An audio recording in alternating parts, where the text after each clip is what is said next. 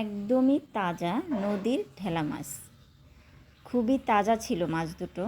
কাল আমার বাবা আমার জন্য 2টা ঢেলা মাছ পাঠিয়েছে।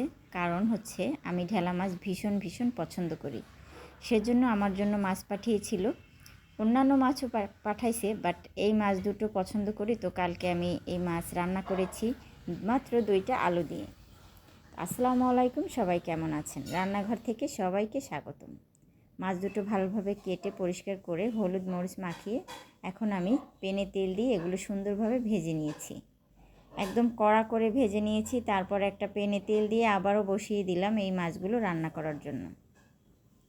এখন আমি দিয়ে দিচ্ছি টমেটো কুচি।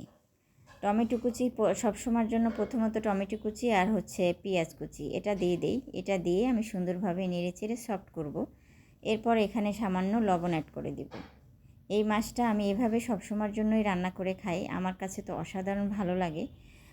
আশা করি আপনাদের কাছেও ভিডিওটা ভালো লাগবে। ভালো লাগলে একটা লাইক বা একটা কমেন্ট অবশ্যই করবেন। এভাবে আমি ভালোভাবে কষিয়ে নিব। প্রায় 1 মিনিটের মতো কষাতে হবে। এর মধ্যে আমি আদা রসুনের পেস্ট এখানে অ্যাড করে দিলাম।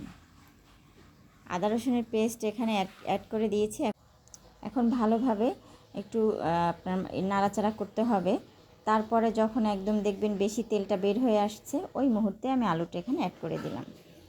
আলুটা অ্যাড করে দিয়ে আলুটা এখন ভালোভাবে কষিয়ে নেব। এখানে 2 থেকে 3 মিনিটের মতো আলুটা কষাবো আমি।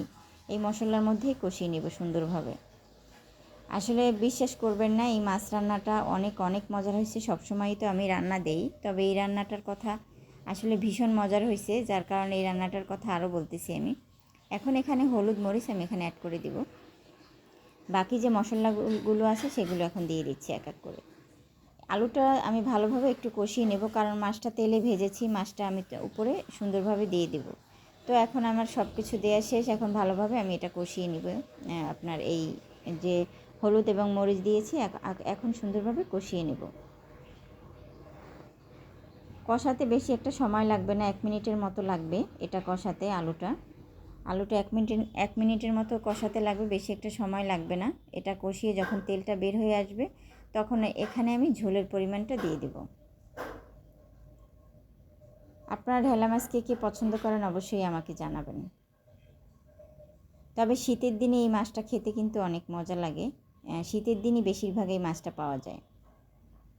দেখেন তেলটা বের হয়ে আসছে, আর আলুগুলো দেখতেই অসাধারণ। মাছ দেওয়ার আগে আমার মনে হয় খাবারটা খাওয়া যায়, এমন একটা সুন্দর দেখাচ্ছে। যাই হোক, আমি পানিটা অ্যাড করে দিয়েছি, যতটুকু পরিমাণ প্রয়োজন আমি ততটুকু দিয়েছি, আর একটু সামান্য পানি লাগবে, তো সেটা দেব এখন। এভাবে দিয়ে নেড়ে চেড়ে সুন্দরভাবে মাছগুলো উপরে সাজিয়ে দেব। যখন বলক এসে গেছে, তখন আমি মাছগুলো উপরে সাজিয়ে দিয়ে দিচ্ছি এক এক করে।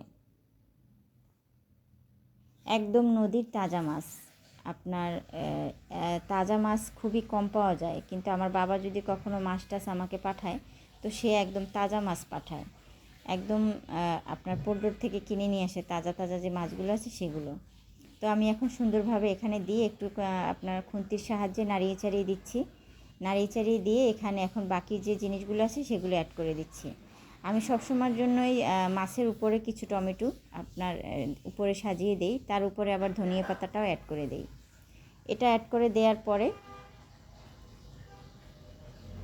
প্রায় আমার রান্নাটা হয়ে গেছে। আমি একটু হালকা ঝোল ঝোল রাখবো। প্রায় রান্নাটা কিন্তু হয়ে গেছে, দেখতেই পাইতেছেন রান্নাটা অনেকটা হয়ে গেছে।